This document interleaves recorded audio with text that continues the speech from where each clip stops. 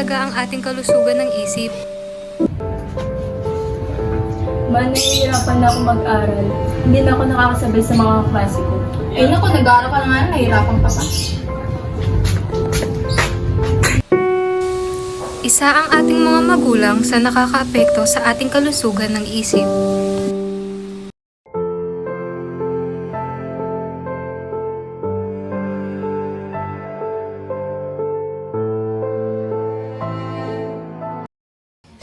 Kasama rin ang mga panunukso na ating natatamo mula sa ating kapwa.